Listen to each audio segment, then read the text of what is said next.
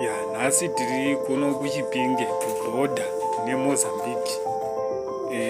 Takurirai nechirongwa pane vaibvunza chirongwa chemapineapple kuti mapineapple anowanikwa saka ndakuitirai vhidhiyo nekuti kuTiktok ndakamboisaka vhidhiyo vamwe vanhu vachibvunza kuti zvakamira sei tomawana sei.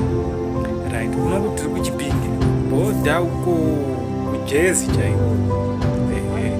Saka ayo mapineapple atodi kushandira kure anototengeswa ipapo, anotoita zvakanaka, anotengeswa, but hadzisi nzvimbo dzese dzinoita mapineapple.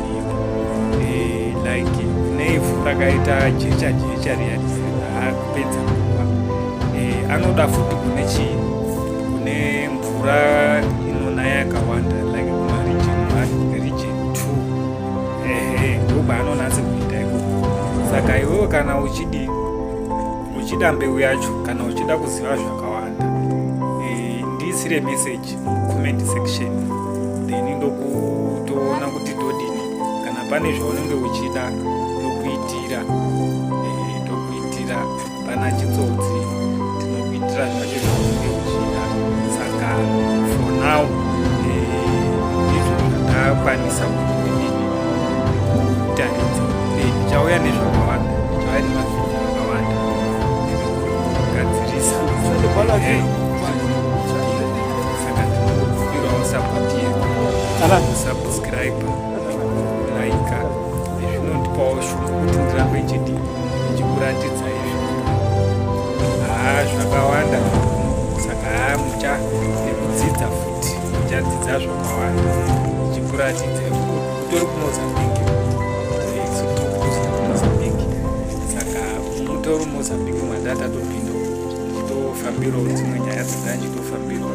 Saka ndangoitawo kamwe kavhidhiyo kekuti muonewo kuti kunoku zvinodii, kunoku zvinoita even chero mabhanana chaiwo.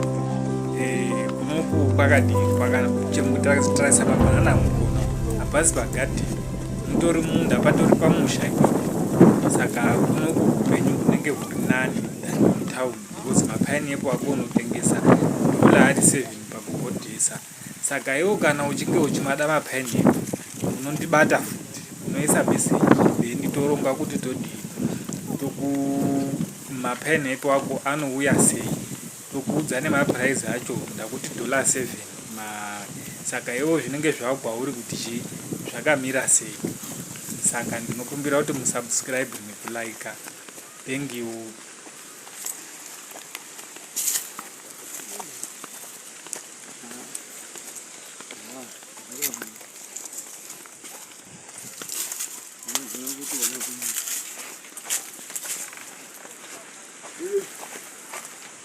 Yes,